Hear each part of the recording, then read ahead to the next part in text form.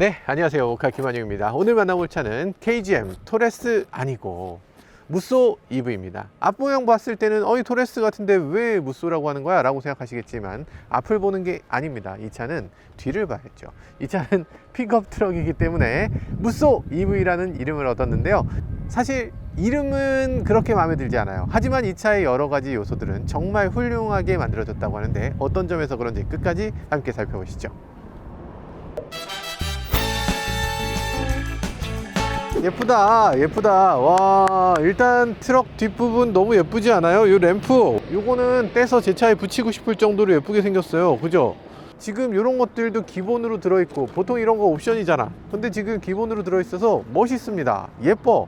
이전에 있었던 토레스하고는 또 비교가 안 되는 그런 멋진 모습을, 그리고 개성 있는 모습을 보여줍니다. 토레스하고 비슷하면서도 많이 달라. 이런 것들이 약간 이렇게 움푹움푹 패여있는 부분을 잘 살려놨고, 토레스 EVX에 없었던 부분을 다시 좀 가져왔네요. 이런 것들 살리고 범퍼 디자인 좀 바뀌고, 이 차는 여기가 검정이지만 다른 컬러들은 여기가 빨간색으로 바꿀 수가 있어요. 빨간색이면 이렇게 됩니다. 이 앞부분에서 봤던 이 디자인이 테일램프에서도 그대로 있어서 앞부분과 뒷부분이 디자인의 통일성을 좀 갖고 있습니다. 앞에서 본 차랑 뒤에서 본 차랑 완전히 다른 경우도 꽤 있는데, 근데 그런 것들을 어느 정도 연관성 있게 이 하나의 완결된 자동차로 보여지게끔 이런 장치들을 만들어 놨어요. 굉장히 똑똑하게 잘했다고 할 수 있죠. 그리고 지난번에 봤던 액티언 같은 경우는 건곤 감리를 너무 무리하게 집어넣었다는 생각이 많이 드는데, 좀 지나치게 쓰는 거를 지양하고 강인한 느낌으로 잘 만들어내고 있는 것 같습니다. 근데 여기 굉장히 의외네요. 반사판의 느낌으로 여기 있는 램프가 하나 더 붙어 있는 것 같은 그런 느낌으로 만들어 놓고 있는데, 약간 지프라든지 그런 데서 봤던 것 같은 그런 인상이에요. 이런 것들도 충전구가 이렇게 만들어져 있는데, 충전구 안에 디자인도 나름대로 디자인을 했습니다. 그냥 고무 패킹으로 만드는 게 아니고 무쏘에 들어가는 거구나 라는 걸 알 수 있게끔 디자인이 돼 있어요. 재밌죠? 근데 문제는 램프 디자인이 이쪽을 향해 있어야 밤에도 이게 보이거든요. 근데 램프가 이쪽을 향하면 꽂는 사람의 눈을 향하기 때문에 이 부분이 더 안 보이게 됩니다. 그래서 꽂을 때 되면 이걸 가리고 꽂아야 될 거예요. 아마 이렇게 위에서 아래를 비추는 형태로 만들어졌다면 어땠을까. 여기다가 V2L을 연결할 수도 있습니다. 이렇게 V2L 어댑터를 별도로 주는데요. 아이고, 이거 현대기아랑 똑같은 거네요. 현대기아도 이런 식으로 돼 있잖아요. 현대기아도 그렇고 KGM도 그렇고 왜 이런 걸 주는지 모르겠죠. 이렇게 꽂아서 사용하는 겁니다. 그럼 이제 여기서 220V를 사용할 수 있게 되는 거예요. 너무 거대하지 않나? 요즘 들어서 V2L 같은 경우는 이볼루션 같은 데서 이렇게 꽂아서 멀티탭으로 나오는 경우도 있거든요. 멀티탭으로 제공해 주는 게 훨씬 낫지 않을까 하는 생각이 들어요. 멀티탭을 그냥 하나로 합쳐주면 좋을 것 같아요. 이거 BYD 액세서리는 이런 식으로 생겼습니다. 완전 예쁘죠? 이런 식으로 만들어져야 되지 않나. 이거 BYD 기반이라고 하니까 BYD 멀티탭을 그대로 사용할 수 있게 해주면 훨씬 좋았을 것 같습니다. 이건 뭐지? 또 다른 부분이 하나 있습니다. 이 부분에 무쏘 그림이 있네요. 무쏘 그림이 있는데 굉장히 단순화시키고 예쁘게 잘 디자인했어요. 약간 좀 귀여운데요. 자, 뒤에 보면 여기 KGM이라고 음각으로 새겨져 있는데, 여기가 무쏘라고 새겨져 있어도 됐었겠다, 뭐 그런 생각이 들긴 합니다. 자, 그리고 여기 보면은 최대 적재량이 500kg이라고 써 있습니다. 그렇게 많은 건 아닌데, 근데 최근 들어서 뭐 타스만 같이 조금 더 큰 자동차들도 보면 700kg 짜리가 있고 600kg 짜리가 있고 500kg 짜리가 있습니다. 그렇게 세 가지가 나오기 때문에 적재량이 뭐 적다고만은 볼 수 없을 것 같아요. 괜찮은 수준이에요. 자, 그리고 여기 요거 굉장히 신기합니다. 느낌이 아주 이상해요. 요거 한번 보세요. 다시 해볼까요? 요게 한 번에 착, 이게 굉장히 멋집니다. 진짜 트럭 많이 만들어 봤구나, 이런 느낌이에요. 그러니까 이게 쿵 하지도 않고, 그렇다고 지나치게 스르륵 나오는 것도 아니고, 닫을 때도 너무 적절하게, 열릴 때도 너무 적절하게. 야 이거 진짜 고급지다. 열리는 게 너무 고급지다는 생각이 들고요. 잘 만들었습니다. 그런데 여기서 만약에 이런 것들을 열어서 여기다 계단을 만들어 준다면, 그럼 한 단계 더 고급지다 라고 할 것 같은데, 그런 기능은 없고요. 여기는 뭐 이런 식으로 컵을 세워 놓을 수 있는 그런 테이블을 제공해 준다고 하는데, 저는 개인적으로 이런 것들을 제조사들이 좀 안 해줬으면 좋겠어요. 최대한 빤빤하게 만들어 주면, 그럼 여기서 알아서 저희가 테이블로 잘 쓰고 잘 할 텐데, 지금 여기저기가 이렇게 올록볼록 하잖아요. 올록볼록한 거, 이런 거 놔두면 이거 올려놓을 때 뭔가 좀 불편해요. 자, 그런 생각이 들어서 이런 것들 그냥 없애는 게 더 좋은 것 같다는 생각이 저는 듭니다. 실제 사용성 평가를 더 많이 해주면 좋을 것 같아요. 지금 포드 F150 같은 경우는 그 사용성 평가의 결과로 이런 줄자 같은 걸 만들어 놓는다거나 여기를 공구용 테이블로 만든다거나 이런 식의 여러 가지 용도들을 뭐 생각해 내는데, 그런 것들을 여기도 도입해 주면 좋을 것 같습니다. 트럭 베드는 어쨌든 들어가는 겁니다. 보통 다른 트렁크는 그렇지 않죠. 트렁크에 들어가는 건 조금 웃긴 거잖아요. 저희가 영상이니까 하는 거지 실제로 들어가는 사람은 없잖아. 트럭 베드는 사람이 들어가야지 짐을 꺼낼 수 있는 거예요. 그래서 여기 들어가는 방법이 굉장히 중요할 텐데, 들어갈 때는 이렇게 스텝 패드가 옆에 있어서 스텝 패드를 밟고서 이렇게 들어갈 수도 있고요. 이렇게 들어갈 수도 있고, 그리고 이렇게 열린 상태에서도 들어갈 수 있어야 돼요. 여기 계단이 있으면 더 좋았겠지만 그렇지 않고 사이드 스텝을 밟아서 이렇게 들어갈 수 있도록 되어 있습니다. 여긴 당연히 사람이 밟을 수 있는 정도의 무게를 지탱해 줘야 되고요. 그렇게 좁지 않네요. 생각보다 넓어요. 지금 봤을 때 괜찮은데? 괜찮죠? 발라당 조금 좁네. 베드 자체가 사람이 누울 정도는 아니지만 이 게이트를 열었을 때 게이트까지 포함하면 사람이 누울 수 있는 정도. 그리고 이 라이팅도 이런 식으로 굉장히 넓은 라이팅을 보여줘서 여기에 짐을 넣거나 아니면 뭐 수납할 때 도움을 많이 줄 수 있는 형태로 만들어져 있어요. 역시 픽업 트럭 전문 메이커답네요. 그런데 이 안에 무슨 레일 시스템이 있다든지 이런 것들이 없고요. 마운트를 할 수 있는 나사 구멍이 많이 있어서 이 나사 구멍을 어떤 식으로든 이용하면 여기에 뭐 액세서리를 붙인다거나 이런 것들을 할 때 활용할 수 있을 걸로 보여집니다. 이거요? 이거 옵션으로 사용되는 박스인데요. 왜냐면 트럭 같은 차는 이 수납할 수 있는 공간이 없어요. 이게 다 수납할 수 있는 공간인데 무슨 소리냐 할 수 있겠지만, 보통 세단이나 SUV 같은 경우는 그 안에다 뭘 넣어 놓으면 사실 그 유리를 깨고서 훔쳐갈 사람은 거의 없을 거잖아요. 미국 같으면 모르겠지만. 근데 트럭 같은 경우는 여기 이렇게 보이면 작은 손가방 같은 것도 내려놓을 수가 없는 거예요. 그래서 그런 트럭에는 이런 식의 공간이 필요한데요. 근데 그렇게 치면은 수납 공간이 너무 작다. 여기다가 뭘 넣을 수 있지? 보안의 용도로는 조금 작지 않나 하는 생각이 들어요. 그리고 열쇠는 이런 열쇠가 들어가는데 요 종이짝 같은 열쇠거든요. 이런 열쇠. 일단 이런 열쇠의 특징은 따기는 쉽고 나는 맨날 잊어먹는다는 거죠. 그래서 내가 열려면 못 열어, 남이 열려면 잘 엽니다. 그런 게 이런 열쇠의 특징이에요. 그래서 이런 것들은 안에서 차가 언락됐을 때 같이 열리게끔 해주는 그런 정도의 기능은 들어 있었어야 되지 않나 하는 생각이 들고요. 근데 서스펜션은 지금 타스만 같은 경우는 판 스프링을 쓰고 있잖아요. 근데 이 차는 멀티링크를 쓰고 있으니까 승차감에서 또 어떤 영향을 끼칠지 이런 것도 굉장히 궁금하기도 합니다. 타스만의 서스펜션은 리지드 엑셀이라고 하는 양쪽이 그냥 통으로 연결되어 있는 그런 서스펜션이거든요. 토션빔을 욕하는 사람들은 리지드 엑셀은 정말 아주 기겁을 할 겁니다. 세상에 이런 걸 갖고 어떻게 자동차라고 만드냐 라고 할 수 있을 정도로 아주 경을 칠 노릇인데, 근데 이 차는 지금 멀티링크니까 이 차가 더 좋은 건지 승차감도 차차 알아보도록 하죠. 이렇게 앞으로 젖혀지고요. 그래서 여기다 짐을 더 넣을 수 있고요. 이렇게 당기면 슬라이딩이 되면서 약간 리클라이닝을 할 수 있습니다. 그러면 이렇게 앉을 수가 있게 되죠. 저희 타스만에서도 이런 리클라이닝 기능이 있었는데 타스만하고 비교했을 때 나쁘지 않네요. 등받이를 이렇게 뒤로 기울일 수 있다는 거 꽤 괜찮은 기능이고요. 트럭 뒤에 앉아가는 느낌이 아니고 SUV 뒤에 가는 느낌이다 라는 생각이 들어요. 그런데 조금 아쉽다면 타스만보다 차가 조금 더 작기 때문에 무릎 공간이 아슬아슬하다, 딱 맞다는 생각이 드네요. 머리 공간은 조금 여유 있을까?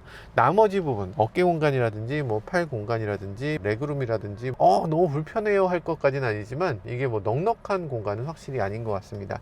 만약에 여기 뒤에다가 유리창을 뚫어준다거나 이 도기 윈도우처럼 이렇게 창을 하나 열어서 이 강아지하고 같이 장거리를 간다 라고 하면 이 차의 그 활용 범위가 훨씬 더 늘어날 수 있었을 것 같은데 여기 윈도우 하나가 없는 건 조금 아쉽게 느껴지긴 합니다. 자, 그리고 여기 보면은 이런 식으로 PD 27W 충전 포트가 제공이 되는데요.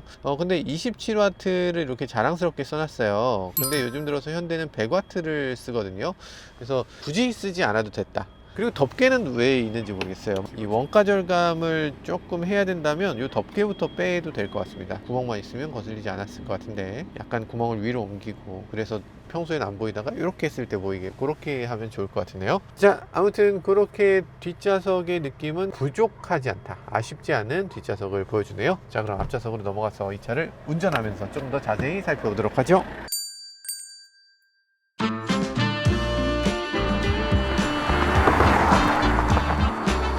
무쏘를 시승하고 있는데요. 이름이 너무 어려워. 이런 거 있잖아요. 눈, 입 이렇게 하면 헷갈리는 거 있잖아요. 누가 봐도 여긴 코인데 여기 입 그러면 입을 가리켜야 되는 거, 이거 되게 어려운 겁니다. 꼬맹이들한테 이렇게 시켜보면 눈, 입 이러면 입 못해요. 코에다 찝지. 시각과 이 언어는 별개가 아닙니다. 둘은 어떻게든 연결이 되게 돼 있어요. 그런데 지금 KGM은 그걸 무시해 버립니다. 내가 봤을 땐 분명히 이건 토레스인데 갑자기 이걸 무쏘라고 이름을 붙여? 토레스 얼굴을 보면서 무쏘라고 말해야 되니까 이게 나오려다가 이러면서 안 나오는 거예요. 자꾸만 헷갈리는 거야. 그러다 보니까 자동차 이름을 딱 말할 때 계속 헷갈리고 외워지질 않습니다. 무쏘라는 이름이 전혀 와닿지가 않아요. 생각해보면 이름 짓는 건 뭐 대단한 일이 아닐 수도 있습니다. 그럼에도 불구하고 성공적인 이름을 짓는 것은 그렇게 만만한 일이 아닙니다. 그건 우습게 볼 일이 아니에요. 무쏘, 아주 좋은 이름이지만 무쏘 같은 자동차에다 무쏘라고 이름을 붙여야지 맞죠. 우리 이미지에 무쏘가 여전히 있는데 무쏘라는 자동차를 만들고 거기다가 이름을 붙였어야 되지 않을까. 하지만 자동차는 그 자동차로 봐야 되겠죠. 자동차 자체는 훌륭할 수 있습니다. 그렇기 때문에 한번 자세히 살펴보도록 하죠. 일단 전기차잖아요. 전기차인데도 불구하고 가격대가 저렴해. 사실 동급 자동차가 별로 없긴 합니다. 동급 자동차라고 하면 렉스턴 스포츠였던 무쏘 스포츠가 있죠. 무쏘 스포츠가 동급이라기에는 무쏘 스포츠가 더 크고 더 높지만 실제 실내 공간을 놓고 봤을 때는 뭐 그렇게까지 큰 차이는 아니라는 생각이 들어요. 그리고 최근에 나온 기아 타스만이 있죠. 기아 타스만하고 이 차를 비교하면 이 차는 전기차, 타스만은 가솔린 차입니다. 타스만의 연비는 리터당 한 8km 정도 나옵니다. 정말 기름을 어마어마하게 쓰면서 다니는 자동차라고 할 수 있어요. 물론 상남자라면 뭐 기름값 따위 아랑곳 않겠다 뭐 이럴 수 있겠지만, 그렇지만 역시나 저 같은 하남자는 픽업 트럭이라는 거 레저용으로 쓴다면 당연히 한번 주행했을 때 뭐 500km 이상은 가겠네 라는 생각이 드는데, 뭐 강원도 가려고 하면 한 500-600km 가게 되는데 그럼 기름 한 번 반 넣어야 됩니다. 내려면 못 내는 건 아닐 것 같긴 한데, 근데 한 번 갔다 오면 기름값만 15만원씩 내면 여기 좀 마음이 좀 그래요. 그래서 전동화가 무엇보다 중요할 텐데, 이 무쏘 EV 같은 경우는 같은 거리를 가면 대략 3만원 정도면 갈 겁니다. 그래서 그런 것들을 감안했을 때 아마 경제성 면에서 너무나 차이가 날 것 같다. 차 가격은 비슷합니다. 전기차인데도 불구하고 가솔린 모델하고 비슷해요. 지금 보조금을 받고 나면 3,700만원대입니다. 보조금이 서울 기준으로 해도 3,800, 900, 4천만원이 채 안 되는 가격이에요. 타스만 같은 경우는 가장 저렴한 모델이 3,700. 물론 타스만이 저렴하게 나온 거지만 무쏘 EV는 그거보다 한 차원 더 저렴하게 나왔다고 볼 수 있네요. 자, 그럼에도 저는 리뷰를 해야 되니까 이 자동차에 대해서 가감없이 말씀을 드려야 되는데요. 승차감이 다른 어떤 차하고도 다릅니다. 여러분들이 이런 종류의 차를 혹시 경험해 보셨는지 모르겠는데 굉장히 단단해요. 여러분들이 생각하는 어떤 자동차보다 단단합니다. 저는 어떤 차든지 나쁜 차는 없다 주의이기 때문에 이 차도 단단하긴 하지만 그런 것들을 좋아하는 분들이 분명히 계실 것 같아요. 근데 이 잔충격이 실내로 많이 유입되는 거, 이 도도도도 하는 그런 느낌이 유입되는 건 굉장히 의외입니다. 왜냐하면 지금 타이어가 17인치 타이어를 끼우고 있거든요. 17인치라는 작은 휠에도 불구하고 이런 정도의 충격이 실내로 들어온다. 적지 않은 충격이 실내로 들어오고 있습니다. 타스만하고 이 차를 사실은 비교할 이유는 없긴 한데, 근데 나온 시기가 비슷하다 보니까 어쩔 수 없이 비교를 하게 되는데요. 타스만은 굉장히 부드러운 차입니다. 너무 부드러워서 물렁물렁하다고 느껴질 정도로 부드러운 차고요. 이 차는 상당히 단단한 차. 이렇게까지 단단한 차를 우리가 경험해 본 적이 있나 싶을 정도로 단단한 차예요. 특히 이 앞바퀴에서 전달되는 이 단단함이 핸들로 전달이 되는데, 이 핸들로 전달되는 이 느낌을 아마 많은 분들이 이건 굉장히 생소하다고 느끼게 될 것 같습니다. 어쨌든 노면을 확실하게 읽어서 확실하게 운전자한테 전달해주는 타입이다 라고 할 수 있어요. 자, 이제 서스펜션에 대해서 더 이상 그 형식에 대한 얘기는 안 나왔으면 좋겠습니다. 이 차는 멀티링크고 타스만은 리지드 엑슬이잖아요. 이건 뭐 서스펜션 구조만 놓고 보면 당연히 리지드 엑슬이 더 승차감이 나쁘지. 그거 당연합니까? 아니에요. 당연하지가 않습니다.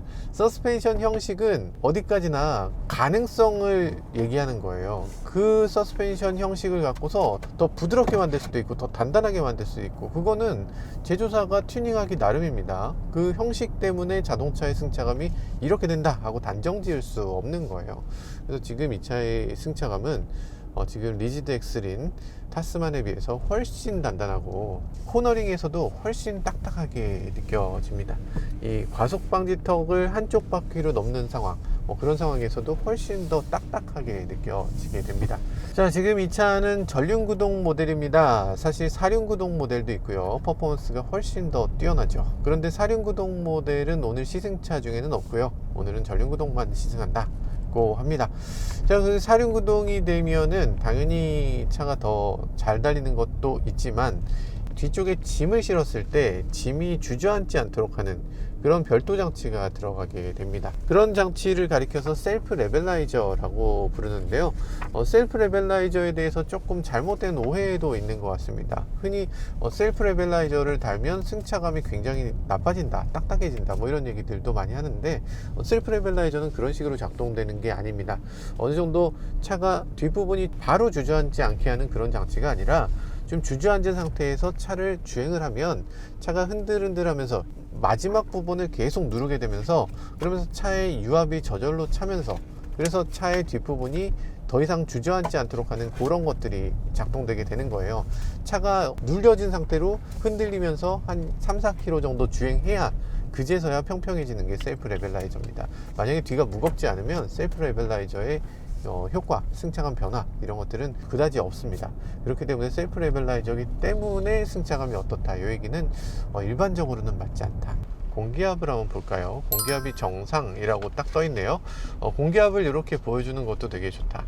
보통 이제 공기압을 표시만 하고 정상인지 아닌지는 표시 안 해주잖아요. 근데 표시하고 정상이라고 표시해 주는 거, 저는 하나 더 바라는 게 있다면 권장 공기압도 옆에다 같이 써줬으면 좋겠어요. 지금 공기압은 여기서 못해도 10%는 빼야 돼요.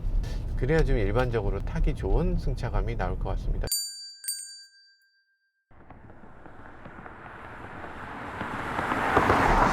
자, 핸들 조향비가 조금 작은 편이어서 핸들을 많이 돌려야 내가 원하는 데까지 돕니다.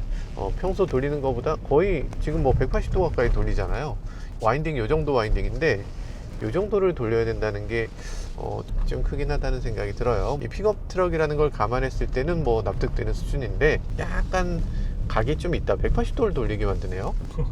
조향의 감각이 조금 둔하다 보니까 이 정도 코너에서 얘가 과연 잘 돌아줄까 싶은 생각이 있어서 처음에 적응하기 전까지는 아마도 속도를 꽤 내지는 못할 걸로 생각됩니다. 이 차의 휠 베이스는 토레스에 비해서 무려 470mm가 더 길거든요. 470mm 더 길면 그럼 차 급이 다른 겁니다. 그런데 스티어링 휠 기어비를 그대로 사용한 것 같아요. 돌렸을 때 휠 베이스가 기니까 그만큼 덜 돌게 됩니다. 회생제동에도 있나요? 자, 회생제동 당연히 있죠. 패드를 당기면 회생제동 양을 조절할 수가 있는데요. 회생제동이 가장 강하게 해놓으면 지금 내리막길에서도 브레이크에 거의 발을 대지 않고 가속 페달을 떼는 것만으로도 충분한 감속을 보여줍니다. 산을 내려가고 있는데 여기서 저는 페달을 밟지 않고 내리막에서 그냥 설 정도예요. 지금 회생제동 양도 가변식 회생제동 양을 제공해 줍니다. 그러니까 코너가 나온다든지 아니면 뭐 감속 구간이든지 이런 상황에서는 회생제동 양을 키워주고, 그렇지 않은 상황에서 회생제동 양을 줄여주는 이런 가변식을 지원해주고 있어요. 전기차로 전환하면서 바로 즉각 얻어지는 장점들이 있어요. 정숙함은 정말 놀라운 수준입니다. 어떻게 이렇게 조용하죠? 차가 지금 타이어 구르는 소리도 안 나요. 그리고 서스펜션에서 나는 소리도 거의 없습니다. 정말 정숙하고 정말 좋은 자동차다라는 게 딱 느껴집니다. 그리고 전동화가 됐을 때 또 다른 장점, 바로 이런 겁니다. 오, 좋구만. 야, 이건 진짜 너무 좋아. 가속감 너무 좋고요. 전동화가 됐을 때 가장 큰 장점이 바로 이런 겁니다. 그동안 우리가 토레스를 탈 때나 액티언을 탈 때 정말 불만이 많았잖아요. 아니 변속 느낌이 너무 이상해요, 뭐 가속 느낌이 너무 이상해요, 등등등의 얘기들이 있었습니다. 무쏘 EV로 넘어오니까 무쏘 EV에선 그런 문제가 하나도 없습니다. 완전 깔끔하게 해소된 걸 볼 수 있네요. 만족스러워요. 사실 가솔린과 변속기를 가지고서 파워트레인을 훌륭하게 만들어내는 건 쉽지 않은 일입니다. 그래서 많은 메이커들이 그걸 실패하는 거예요.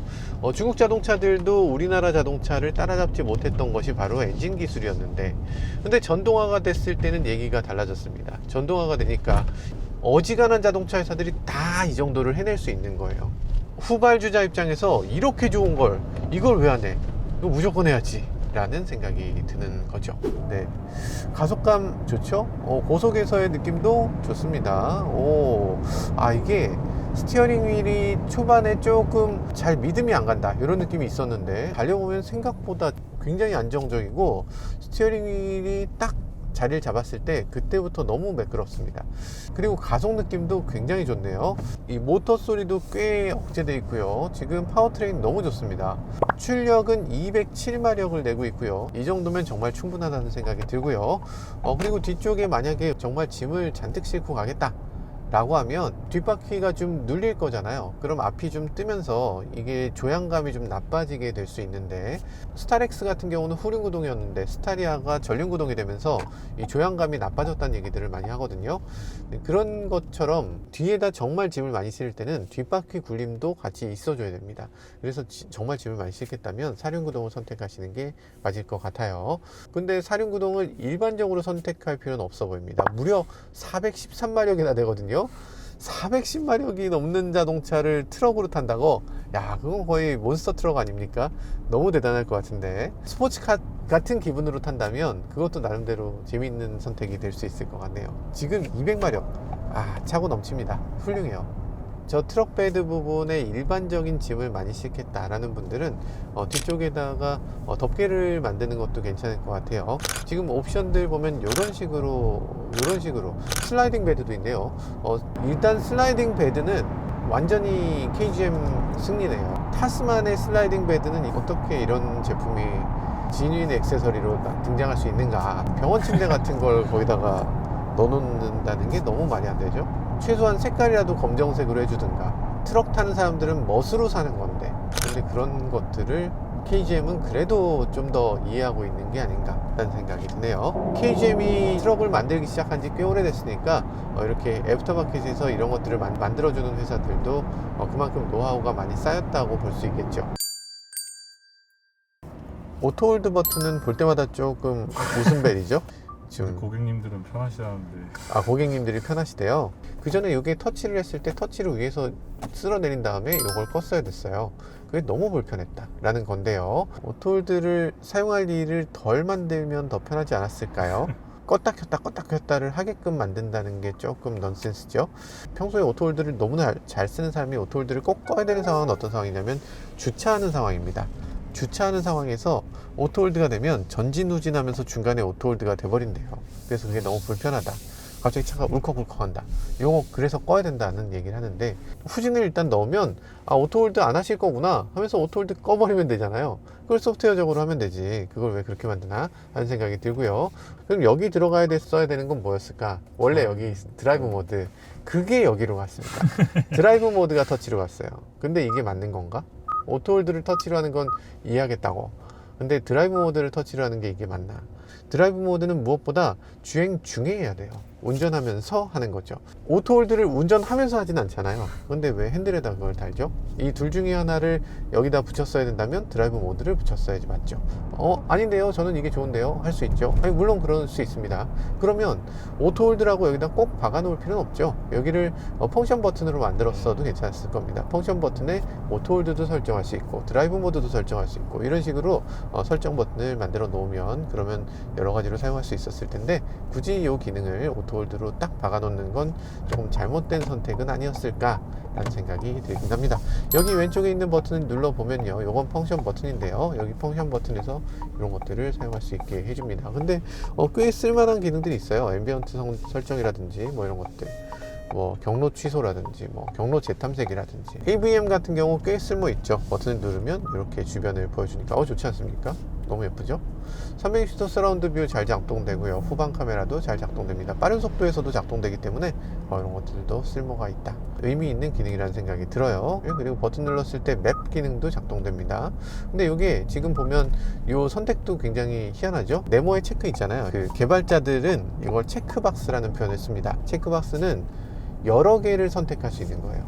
한 개를 선택할 수 있는 콤보입니다. 동그라미로 돼 있어야 돼. 요거는 체크는 여러 개가 동시에 선택되는 경우에 사용하는 거고, 보통은 그래요.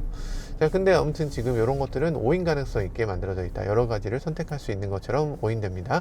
좀 전에 펑션 버튼 그렇게 넣었잖아요. 그러고 나면 펑션 설정에 다시 들어갈 수 있는 방법이 없습니다. 버튼을 오래 누르고 있으면 바뀔 것 같잖아요. 근데 바뀌지 않습니다. 아까 넣은 그게 그냥 작동될 뿐이에요. 다시 그걸 설정하는 메뉴에 들어가려면 어떻게 해야 됩니까? 라고 헤매게 되죠. 요거 오래 누르고 있으면 바꿀 수 있도록 해주면 좋을 것 같습니다. KGM 링크라는 표현이 좀 이상하죠. 볼륨이라고 쓰면 되는 거 아니에요?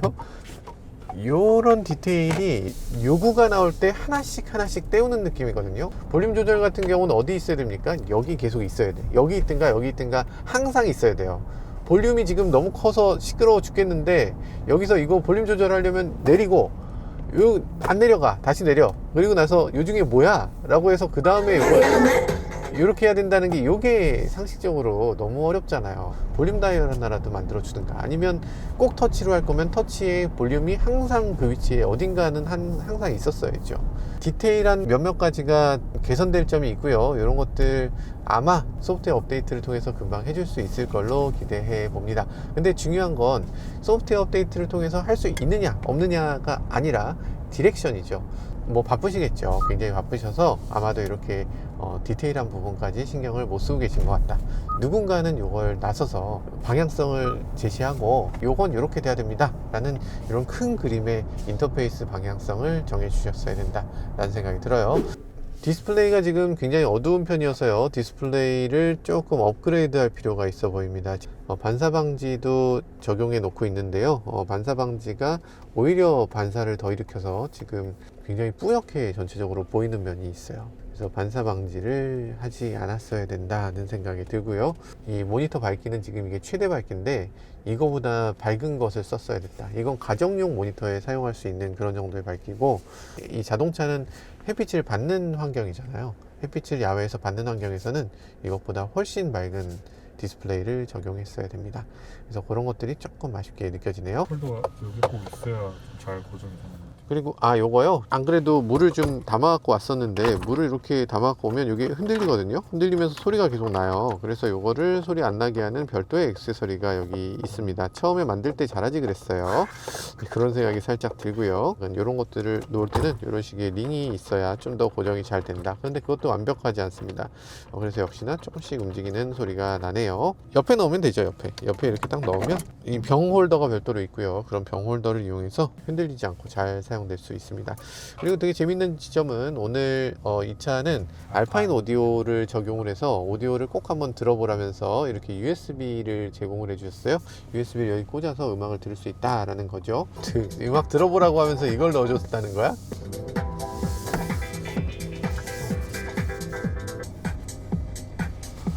북치기 박치기만 계속해요. 저희한테 제공해준 USB 소스의 음질이 너무 나쁩니다. 아마 저희 이번 시승하는 대부분의 기자들은 이걸 타보고서 오디오 좋아졌다더니 뭐 하나도 안 좋아졌네, 이렇게 얘기할 게 분명합니다. 뭐 스테레오도 이상하고 뭔가 전체적으로 음질이 너무 떨어지는 그런 소스를 제공해주고 있네요.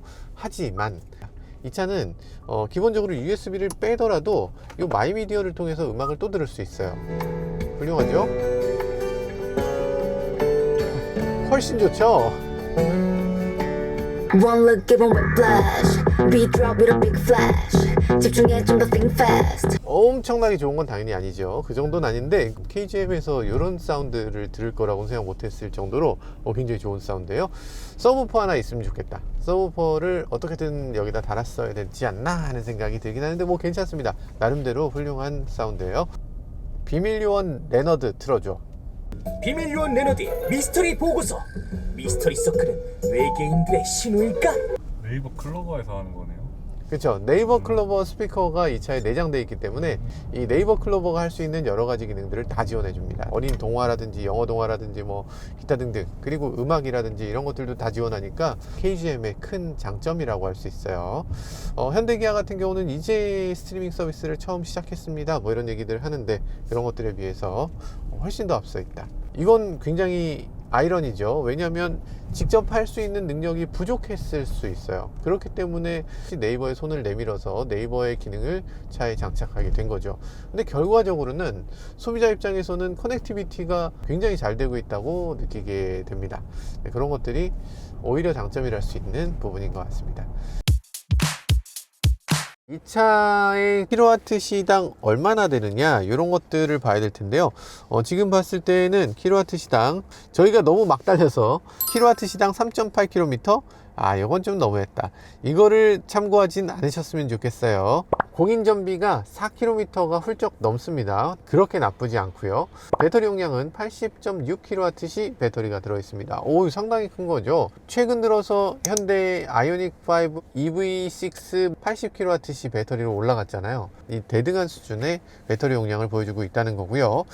그리고 이 차는 LFP 배터리를 사용하고 있습니다. LFP의 단점이라고 하면 배터리 용량이 부족하다라는 게 큰 단점이었는데, 이제는 LFP인데도 불구하고 배터리 용량은 거의 대등하게 채워주는 걸 볼 수 있어요. 물론 겨울철에 LFP 주행거리가 조금 떨어질 수 있는데 막연히 걱정할 것까지는 아니다. 겨울철에 몇 킬로 가는지 명확하게 보여주니까. 우리가 영하 7도에서 주행하는 상황이 그렇게 흔치는 않잖아요. 그런데 그걸 대신 테스트해 줍니다. 테스트해 주는 거 믿어야지. 그래서 겨울철에 테스트한 공인 주행거리, 겨울철 주행거리는 357km라고 합니다. 상온 주행거리가 400km, 겨울철 주행거리는 357km. 그래도 뭐 이 정도면은 일반 NCM 배터리의 하락률이나 큰 차이가 없는 수준이다 라고 볼 수 있네요.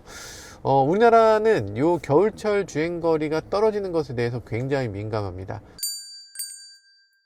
네, 지금까지 KGM 무쏘 EV를 간단히 시승해 봤는데요. 이 전동화로 전환했다는 거, 이거 신의 한 수였습니다. 기존까지 우리가 아쉽게 느꼈던 파워트레인의 문제점, 가속할 때 울컥거린다는 아쉬움들, 이런 것들 모두 완전히 해소됐고요. 이 주행 감각이라든지 승차감이라든지 이런 것들에 대해서 확실히 일취월장했다, 훨씬 좋아졌다는 생각이 듭니다.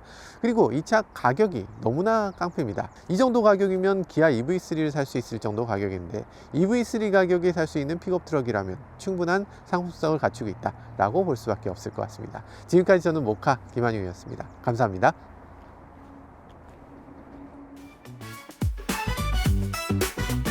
김한영의 모카 차의 이야기. 세상은 넓어 차들은 달려가지. 하나 둘씩 펼쳐지는 차의 모험. 바퀴 아래 세상은 무궁무진해.